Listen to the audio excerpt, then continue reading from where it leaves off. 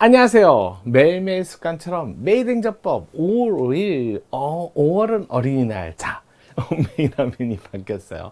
헌법에서 메이나문을 먼저 바꿔봤는데 그래도 나쁘게 봐주지는 않으셔서 그래서 행정법도 조금 이제 색깔을 좀 바꿔가지고 했는데요. 산뜻 하나요? 너무 또 과도하다라고 하시면 또 바꿀 수 있으니까 조금 이렇게 너무 비판만 하지 마시고요. 자, 바꿔봤습니다. 조금 화사하게 봄을 맞이하고 또 점점 여러분의 행복과 같이 할 수 있도록 매일 행정법도 열심히 하겠습니다. 5월 5일 어린이날 25년 국회지 8급 문제예요. 행정입법인데요. 예전 판례도 많이 중요한 판례도 오랜만에 나왔으니까 한번 살펴볼게요. 자, 5월 5일 어린이날 매일 행정법 정의는 오늘 가봅시다. 자, 25년 국회지 8급 문제인데요. 행정입법에 관한 문제였습니다. 옳은 것을 골라보세요. 이런 문제가 더 어렵죠. 옳은 짐을 고르는 거. 그래도 그렇게 많이 어렵게 나오지는 않았으니까요. 기본적으로 행정입법. 자, 크게 행정입법, 요 행정입법 자체는 행정작용 중엔 들어가죠. 행정작용 중에 들어가죠. 근데 행정작용 중에서도 자, 행정입법은 형식적으로 행정은 맞지만 의미의 행정이지만 하지만 실질적으로는 입법이다 이렇게 돼 있고요. 전반적으로 행정작용 중에 행정입법은 목차가 첫 번째 행정입법의 종류, 그 다음에 두 번째 행정입법의 통제, 이렇게 크게 나누고 있어요. 종류하고 통제. 종류 중에는 자, 기본적으로 법규명령, 그 다음에 두 번째 행정명령 또는 행정규칙이라고도 하죠. 그 다음에 세 번째 형식과 실질의 불일치. 형식과 실질이 일치하면 참 좋은데 형식과 실질이 일치하지 않는 거.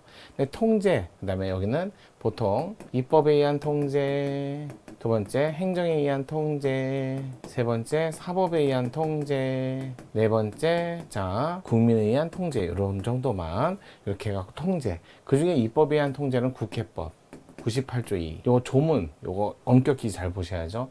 행정에 의한 통제 법제처, 요거 국민 시민, 요 정도. 뭐 솔직히 말해서 해임 뭐 이런 것들은 따로 여기서는 나오지는 않는 것 같아요. 사법에 의한 통제, 요게 이제 기본적으로 헌법재판소하고 법원, 헌재, 법원, 통제 둘 다 똑같이 구체적 기본 통제합니다. 요거 살펴볼 게 문제예요. 국민에 의한 통제는 다음에 선거 때 너 안 찍어 해서 일반적인 국민의 책임, 정치적 책임이라고 하죠.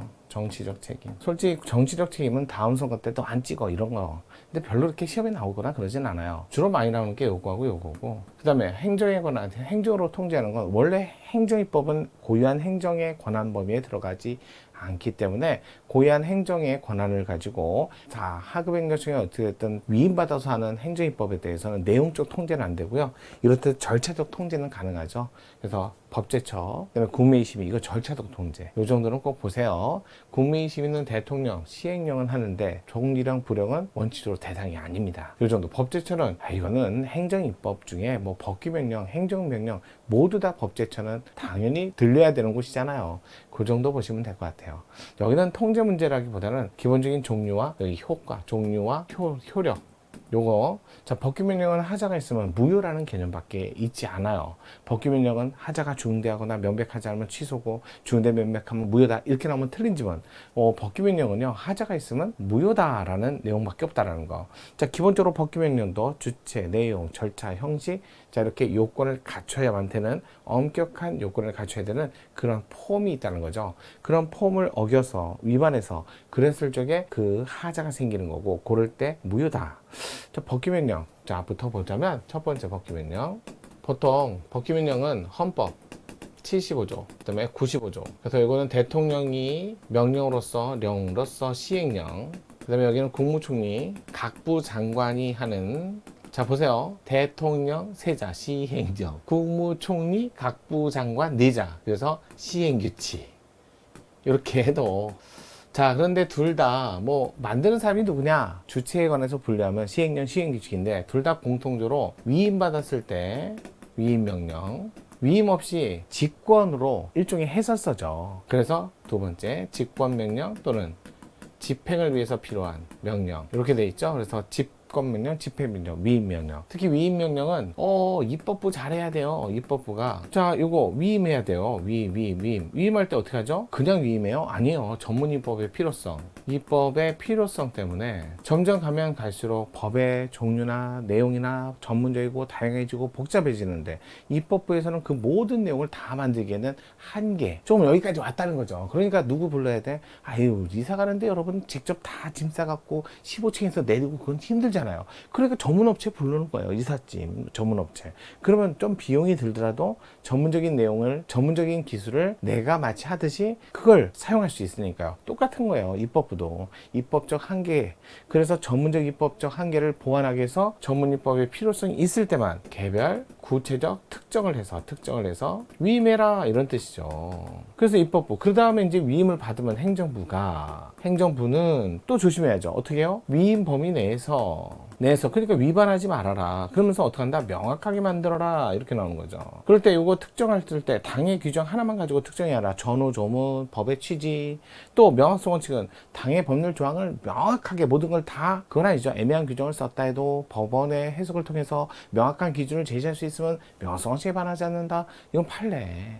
그럼 만약에 전문입법에 위임이 필요 없어요. 전문입법에 보충이 필요 없어요. 어떨 때요? 당의 법률만으로도 충분히 집행이 가능하다는 거죠. 그러면 전문입법에 보충의 필요성이 없을 때는 그 법률만으로도 집행이 가능하면 그 위임을 하는 건 그건 사족이죠. 그럴 때 뭐라고 한다? 위임이 없어도 되는데도 위임을 했다? 그럴 땐 법치주의에 반한다. 또 그러면 무효다 이렇게 나오는 거고. 아니 위임 범위 내에서 해야 되는데 위임 범위를 벗어났어요. 그러면 벗어난 부분에 한해서는 그럼 무효다 이렇게 나오는 거예요. 여기서 이게 나온다는 거죠. 또 행정입부가 행정입법을 하면서 명확성 원칙을 위반했어요. 그렇다고 해서 위임이 잘못된 건 아니잖아요. 아래서 위로는 영향을 주지 않죠. 하지만 상위법이 폐지되거나 위헌 결정돼서 실효돼 버리면 하위법도 다 사라져야죠. 이런 것들이 나오죠. 직권명령, 집행명령은 위임이 필요 없어요. 위임이 필요 없으니까 입법부가 관여를 안 하고요. 행정부만. 하지만 위임이 없으니까 범위 내에서 새로운 내용을 만들 수는 없죠. 그냥 상위법, 그러니까 법률이나 또는 위임명령의 해설서만 만들 수 있으니까 직권으로 집행을 위한 명령을 만들 뿐이다. 그래서 명확하게만 만들면 되는 거죠. 명확하게. 대신 새로운 내용을 담으면 안 되고, 이건 안 되고 명확성 원칙만 잘 준수하면 되죠. 행정부만. 이렇게 나오는 게 바로 집행명령, 직권명령. 직권명령. 그런데 이게 75조, 95조가 점점 더 명확하면 더 전문가 불러야 될 거 아니에요. 사실 이걸로도 만족을 못하니까 더 전문성 있는 법이 필요할 때는 법률에서 어디로? 여기에 없는 고시 등으로도 위임을 할 수 있고, 그러면 고시 등은 위임을 받으면 상위법과 결합하여 법규성을 갖는다 이렇게 얘기하는 거죠. 그럴 때는 우리는 법규 명령 기능을 하는 행정규칙이라는 게 나온다. 그렇기 때문에 위임에 관한 근거 75조, 95조를 우리는 예시로 본다라는 게 헌재 견해. 이렇게 가셔야죠. 기본적으로 이렇게 보시고요. 형식과 실질의 브릿지, 이거는 나중에 또 문제 나오면 한번 더 보도록 할게요. 행정규칙은 내부에서만 쓰는 거니까 위법적법의 기준이 안 된다. 오늘은 법규명령 볼게요. 옳은 것은 기본적이에요. 법령의 공포에 관한 법률. 우리나라에서 법률은요, 헌법에 써 있어요. 53조 7항에 별도의 규정을 두지 않으면 법률은 20일 지나서 효력 발생한다. 근데 나머지 법규명령 또는 이런 것들은, 조례 이런 것들은 법령 공포에 관한 법률에 따라서 별도의 규정을 두지 않으면 20일 지나서 효력 발생하니까 14일이 아니죠. 또 더 나아가 권리무의 중요한 내용이라면 30일 지나서 12조 13조 이런 거 내우시는 게 좋겠죠. 1번은 틀렸고 2번은 헌법의 위임의 형식을 한정적 열거로 하고 있으므로 예시로 보고 있다. 헌법에서 예정하고 있지 않은 규율 형식을 선택해서 법령을 제정할 수 없다가 아니라 법령 보충적 행정규칙도 가능하다. 세 번째, 법률에서 중대한 교통사고로 봐서요, 많은 사상자를 발생케 한 경우, 그랬을 때 2인 이상이 이렇게 돼야 되는 게 법률에, 그래 놓고는 법률의 의미인데 뜻인데, 그래서 운송사업자 정지명령을 할 수 있다라고 하면서 중대한 교통사고 범위는 대통령령으로 정한다 라고 했는데, 하위법령에서 세상에 2인 이하, 그럼 2인 이상이고 이하니까 2명은 2명은 거치니까 이건 반하지 않죠. 근데 2인 이하니까 1인도 되잖아요. 근데 여기는 분명히 많은 사상자라고 했는데 1인만 닿는데도 하위법령에서 이걸 많은 사상자가 난 걸로 해가지고 업무정지 이런 걸 할 수 있도록 중대교통사고에 하나로 규정했다면 하나는 잘했는데 하나는 잘못한 거죠. 그럼 뭐야? 1인에 한해서는 범위를 넘어섰으니까 벗어난 부분은 무효다. 범위를 벗어난 부분은 2인까지는 똑같이 이상으로 했어. 2인까지는 들어가는데 2인 이하의 1인은 벗어났으니까 이 부분은 한해서는 무효다. 맞네요. 저건 맞는 집은 3번이 정답. 아주 예전 판례잖아요. 2012년 판례였어요. 감사원 규칙은 행정기관장이 정한 행정규칙으로서 대외적 구속력이 없다. 노노노. 감사원 규칙은 헌법상 기관이고 헌법에 근거를 두지 않았지만 감사원 규칙은 헌법상 기관이고 감사원 규칙이라는 법률에 근거해서 나온 규칙은 단순히 행정규칙이 아니라 법규성이 있는 규칙. 자, 5번 행정기본법에 의하면 법령의 공판 날부터 일정한 기간, 경과한 날부터 시행하는, 그러니까 기간을 정해준 거죠. 20일, 30일. 그럴 때 초일은 산입하지 않고 말일은 일요일이라도 그날 종료한다. 이건 외우셔야죠. 따라서 자, 초일은 산입하지 않고 말일이 공휴일, 그러니까 시행하는 경우 자, 기간 말일이 토요일 공휴일이면 그때 이 길로 하는 게 아니라 그날로 끝나고 초일은 산입 안 하고 이건 외우셔야 돼요. 심지어는 제재가 기간 단위로 2개월 영업정지, 초일도 산입하고 말일이 공휴일도 그날로 끝나고 이런 암기하셔야죠. 이거는 자주 나오는 거니까 행정기본법 조문이었습니다. 자, 그래서 5월 지문은 3번이었어요. 5일 좀 어렵게 시작했나요? 같이 가시죠. 저랑 같이 하면 쉬워집니다. 자, 5월 매일 행정법 정인영이었습니다.